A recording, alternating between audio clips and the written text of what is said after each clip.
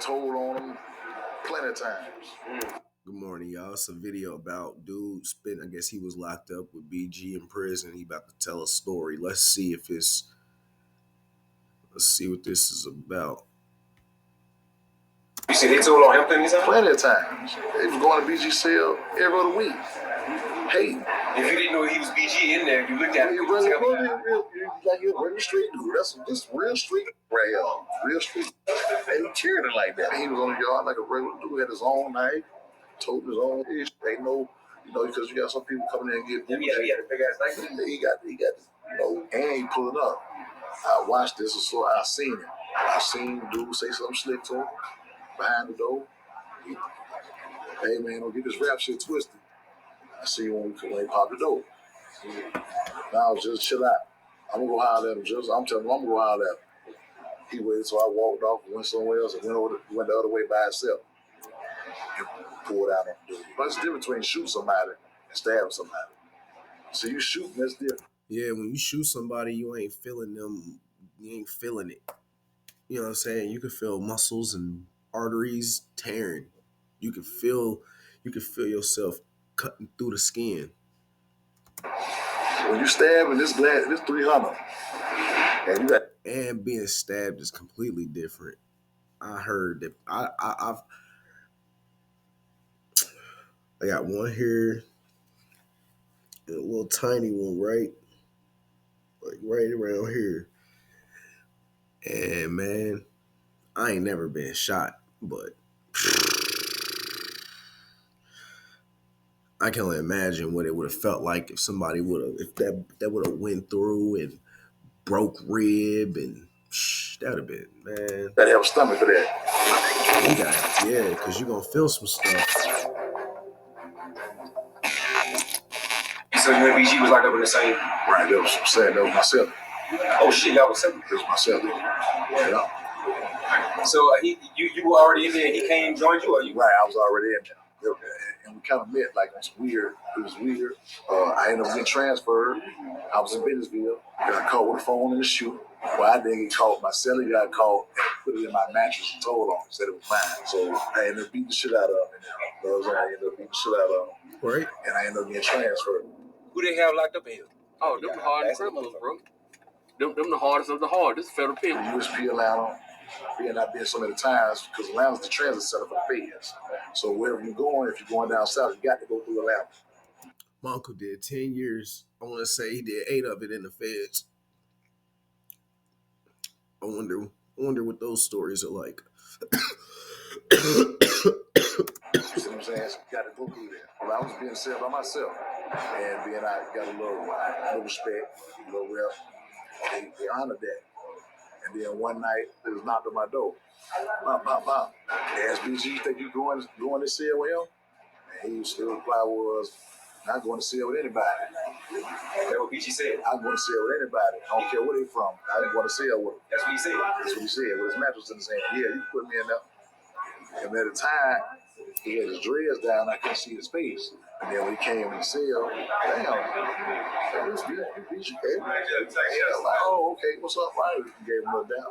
And, I know some of the same people that's from this city. We went shopping it up like that. Would he be in? And that turned into, at first he wasn't talking.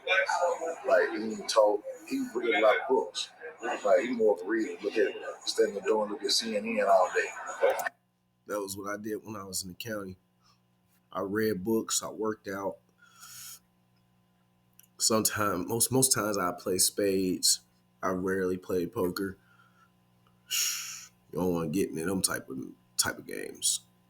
And like I was saying, I seen a dude get his whole nose damn near knocked off over a poker's game. Over, I want to say he cheated him out of a soup, a pack of ramen noodles. I'm gonna go.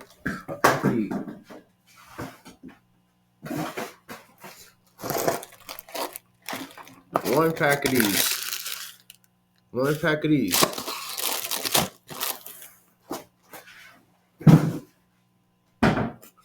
pack of those. Dude got his nose knocked off. It was hanging off his face in the bathroom by 3 other white dudes.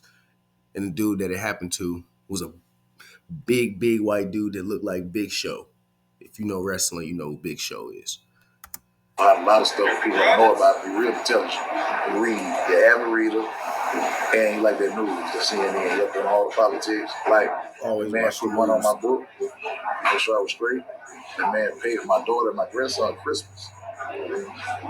That's how you know when you watch the news. That's how you know what's going on out there because you don't know anything else. You don't know what's going on.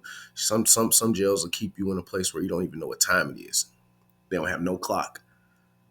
As a man, I respected that so much. That showed me, you know what I'm saying, that not only did you grow like that, but you grow in a relationship. You know, this happened over time. It's getting to each other. Pull this paperwork out. This is the first thing you do. Reading, See, he pulled his paperwork out. That's my paperwork. So I was going through spike samples and I found this.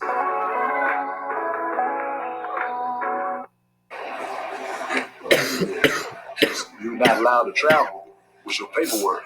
Well, but sometimes we'll, you know what I'm saying, put it in your thing, but you got his paperwork. Read up and read it. He proceeded to. You see? That's how he came out of me. Yeah, I heard that if you go into the feds, you got 30 days to show your paperwork. If not, they're going to put you on your period. He got his paperwork. He left before me. We was selling this in Atlanta for like over a year for the whole pandemic. I think this during COVID. So we locked down tight. So when we leave and you go to Big Sandy, I had to stay behind an extra week or two. When we first get there, the crazy part about when I hit the yard, somebody gave me a note. And he know what I was there for. I even got there. Hey, bitch, I'm in A3 or whatever. Okay, this is where I'm at, bitch. Talking this little shit, you know what I'm saying? So he know what I was there for. I even got there. And as soon as I get to the dorm, man got 2-3 big bags of commissary. You know what I'm saying? Everybody out. You know what I'm saying? He come to my door and, you know what I'm saying? Got 3-4 bags on my shorts, sweatsuits, all that. Right, as soon as I get there, even though I ain't need it, they move fresh off the bus. Yeah, here you go. Yeah. See, I wrote you a letter ahead of time that you didn't know what unity and this and that. So I had already been to Big Sandy before. See, that's another thing. I already been there. I got sent back to Big Sandy. So I already know staff. Because I've been on this yard 4-5 years already before. You're on the mountain.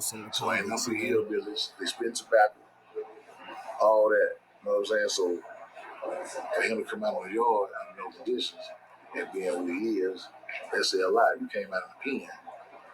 He ain't no FCI. You came out in the pen with your paperwork. with him being a celebrity, he got license registration. This is your license registration. And he let you know, and so he let you know who he is as a man. He letting you know what he mean by that as a man. He ain't no rat. He ain't no confidential informant. He ain't cooperate with the government at all. You know what I'm saying? And I'm standing on that. He's still you know what I'm saying? no And you ain't pressing me because I'm no celebrity. Because you think I got money and he ain't going for none of that. Man, because they were trying to pressure you. Got. Yeah. So when you hit the yard, what was it like for him? People they loved it. It was like they loved him. People at the same time, you know, this BG. Just like to us, as far as us growing up out here, like that's the big homie. But he was on the yard like a regular dude, had his own knife, toting his own shit. They know, you know, because you got some people coming in and get bougie. Yeah, he had a big ass knife. He got, you know, but you got it on your own. You ain't got nobody else doing it. You see what I'm saying? So there's much difference between shooting somebody and stabbing somebody.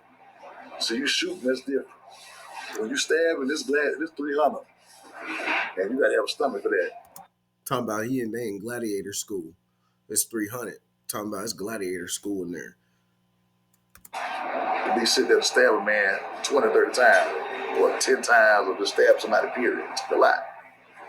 So sometimes you adjust to your environment, you gotta adapt to your environment in order to survive. This environment might not be who he is, but I'm gonna adapt to it in order to survive.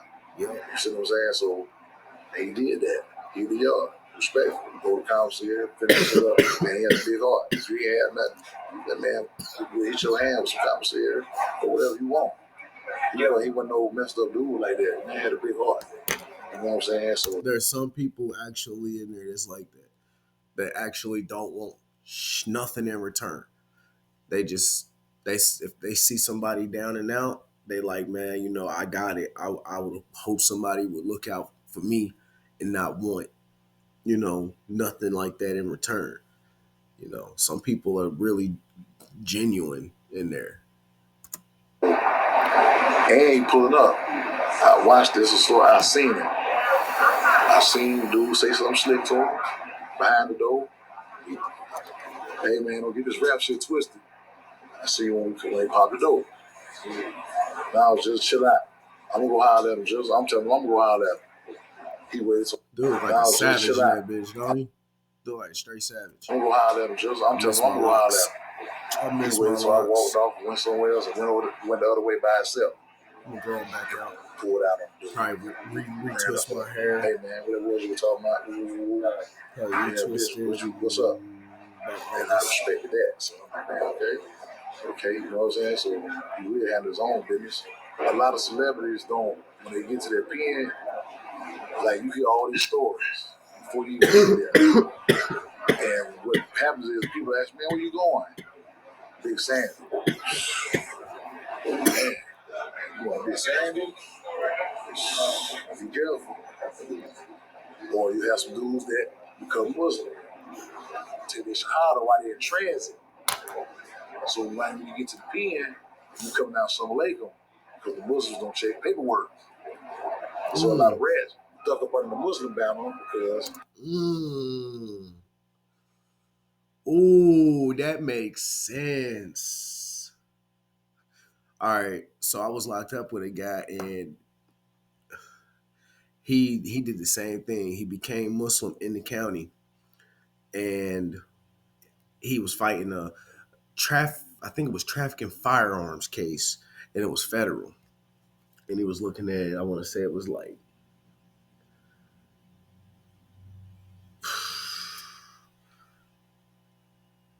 I can't remember. It was a lot of time though for this. And well, come to find out, dude ended up his hit because the person that he ended up telling on ended up coming in after he had got something that happened. I think he had gotten into it with one of the guards. Yeah. He had threw a big ass temper tantrum in the rec yard and cussed out the guards, and they ended up taking him to the hole. Like he started throwing chairs. They was trying. It was like 3-4 guards. One female guard ran through and then ended up like doing this like jumping flying kick and knocked him into the wall. And then they end up getting on top of him and all that. But dude checked out basically. That's what he did. He checked out. And his co-defendant or somebody he told on something like that, I don't know. Dude ended up coming in there that was on his case and showed us the paperwork and showed us dude's name. We seen dude's name on the paperwork. His name was Kane. His name was on the paperwork. I didn't want to believe it until I seen the paperwork, and I was like, you can't deny that. But that must be what he did. He must have became a Muslim. So then that way, when he went to the feds, he can be like, yeah, I took my shahada and in here, and that's probably what happened. Muslims don't check paperwork. They saying Allah forgives you for everything. So your past has been forgiven once you take your shahada. So they don't ask you for paperwork. So a lot of dudes that rats or in the feds they use the word hot. That was another thing I had to catch on to. See, in the street when you say somebody hot, that means police on. Right. But in the feds, when you say somebody hot, you saying you're a rat. So you got to catch up with the language. I remember hearing them say that too. I do remember hearing people, because where I was at, all right, you had county inmates, state inmates, and the federal inmates was housed with us because they were still fighting their case. They was waiting to be transferred to, I guess, some type of fishbowl or something like that, to where they can get classified and all of that, and figured out what level they go, what level prison they go into and everything like that. So before they go through that process, they got federal inmates inside of the county jail with county inmates and state inmates. Not in all counties, but some county jails it's like that. They was very Especially first here in Kentucky. get that part understood. They told on him plenty of times. You said they told on him plenty of times? Plenty of times. They was going to BG cell every other week. Hey, you know what I'm saying? Because, you know, they just go with it. It's the same thing like the street, but it's a enclosed environment where you can't get away from it. See, out here, if you hating on me, I can get away from around you. And there, when you hating on me, we can't leave. I got to be around it. So, we're going to get this straight, or we're going to end up in a situation. But the man stood up on all that. I watched it. I was there. You know what I'm saying? Was there any situations where he did rap, and the occasions where he did rap or anything? I rap for it, like rap, like flow. yeah, he did that for a few guys and all that. Okay. Where he would be going against somebody, or he? Nah, he's just rapping, just because everyone want to hear what he sound like. A lot of dudes want to know, do you still sound like that? A lot of young dudes don't even know who he is. You know what I'm saying? And he ain't it, but he into other people, and he rapping, but just not all the time. The main thing I respect about him was there's been times that people come to the door, you know, because we locked in 23 and 1-2 out at Atlanta. They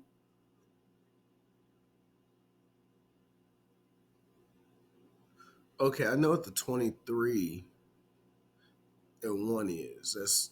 That's lockdown. They locked down for that's like whole time. It's like solitary confinement. You locked up for 23 hours and you only get out for 1 hour. Sheesh. That's tough. That's tough. may stay out 2 hours. So people start. Oh, and then probably 1 day out of the week.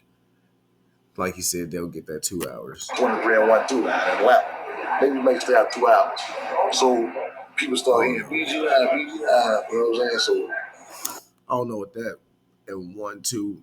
I guess that means like they might get one. Maybe they'll get like 2 hours out. If anybody know, please let me know what that meant, because he lost me with that number. dude come to the door and he was like, "Where you from?" And talking, you know, just from New Orleans or whatever. And the man said that you was down there with his name, a name. And BG told him, "Man, that man rats. Get the fuck with him, my dog. Man, I don't want to fuck with him shit like that." You know what I'm saying? Straight like that. Like, cut on it. He was a man. He was a man. Well, yeah, go.